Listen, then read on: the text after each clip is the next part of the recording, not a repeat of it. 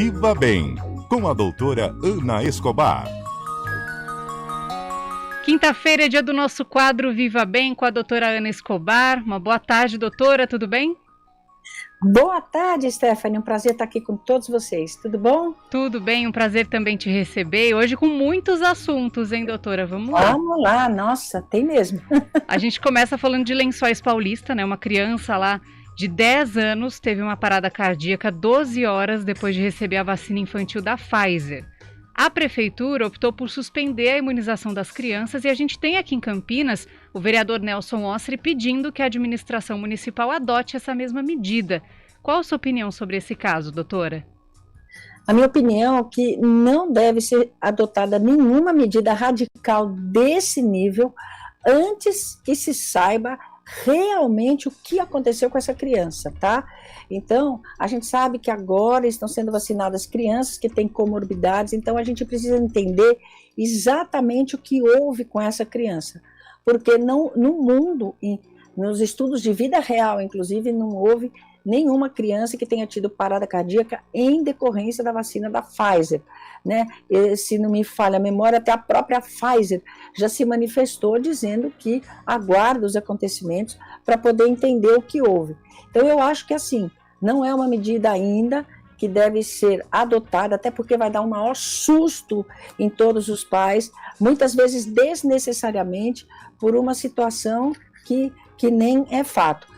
Só para a gente lembrar, né, Stephanie, você se lembra daquela pessoa que faleceu no estudo da Coronavac e depois foi se entender a situação e ele estava numa crise de depressão e se suicidou. Então não teve nada a ver com a vacina Coronavac. Então é exatamente a mesma situação. Primeira coisa, gente, a gente precisa entender o que aconteceu com essa criança, tá bom?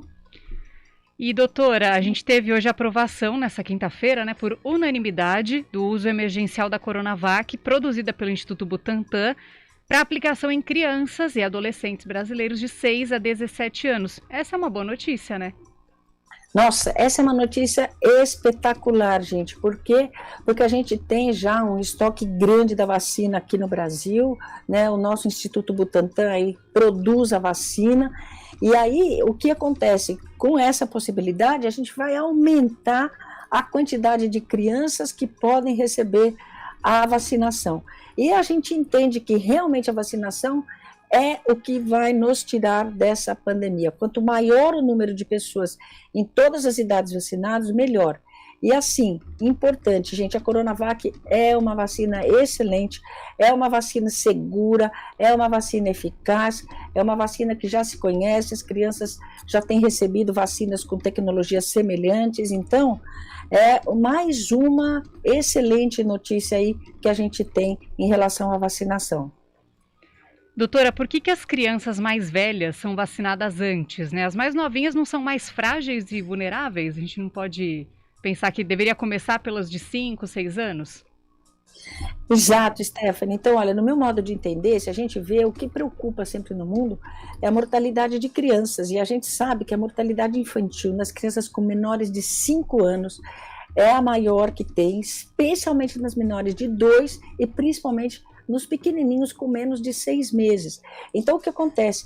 O organismo dos menores é um organismo ainda em desenvolvimento, mais fragilizado e mais suscetível de eventos adversos. Então, essa questão é uma questão que a gente pode questionar por que dos mais velhos para os menores e não o contrário, dos menores para os maiores.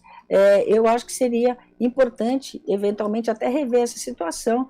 E, na minha lógica de pensar, eu começaria a vacinar os pequenininhos. Tá certo, então, doutora Ana Escobar, muito obrigada pela sua participação aqui mais uma semana no nosso quadro Viva Bem. Uma boa semana para a senhora, até semana que vem.